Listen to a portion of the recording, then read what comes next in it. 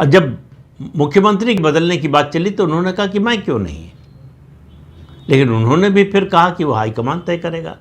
तो उन्होंने एक बात और आगे बढ़ कर कही, उन्होंने कहा कि बिहार विधानसभा का चुनाव खत्म होने के बाद मुख्यमंत्री और उप मुख्यमंत्री दोनों दिल्ली जाएंगे और वहाँ से फैसला होगा कि मुख्यमंत्री के पद में या नेतृत्व में कर्नाटक में बदलाव होगा कि नहीं होगा।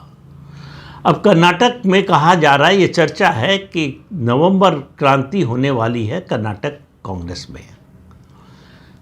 डीके शिव कुमार को पता है कि ये उनके लिए आखिरी मौका है। वो जिस जाति से, जिस समाज से आते हैं उसकी संख्या बहुत ज़्यादा नहीं है।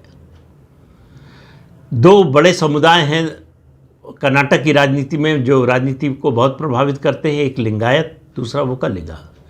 लिंगायतों की संख्या ज़्यादा है, उनके मठ ज़्यादा हैं, उनके एजुकेशनल इंस्टीट्यूट्स हैं, हॉस्पिटल हैं, तमाम समाज सेवी कामों में वो लगे हुए हैं।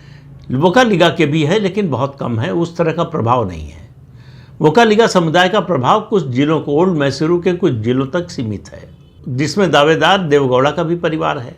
हालांकि उनकी ताकत लगातार घटती जा रही है। अब वो निर्भर हो गए हैं भारतीय जनता पार्टी पर।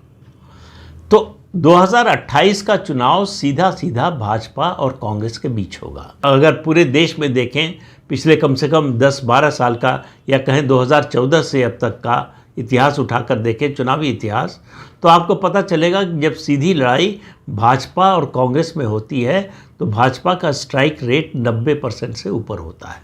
और दूसरा, जिस तरह से विपक्ष की भूमिका निभाई है भाजपा ने और कांग्रेस की सरकार जिस तरह से लड़खड़ाती हुई चल रही है, आपसी झगड़े बढ़ रहे हैं, एक दूसरे को चुनौती दी जा रही है, सरकार विकास के काम कर नहीं पा रही है या करना नहीं चाहती है, जो भी मानना चाहें आप, और तथाकथित हाईकमान मूक दर्शक बना हुआ है।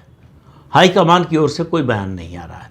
ये भी नहीं कहा जा रहा है कि आप सब लोग चुप रहिए, समय आने पर पार्टी का नेतृत्व फैसला करेगा।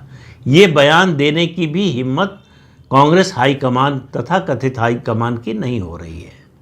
तो इससे उनकी ताकत का अंदाज़ा लगा लीजिए। अब इस हाईकमान, ये 2.5 साल का जो फॉर्मूला है, इसमें भी पेच है।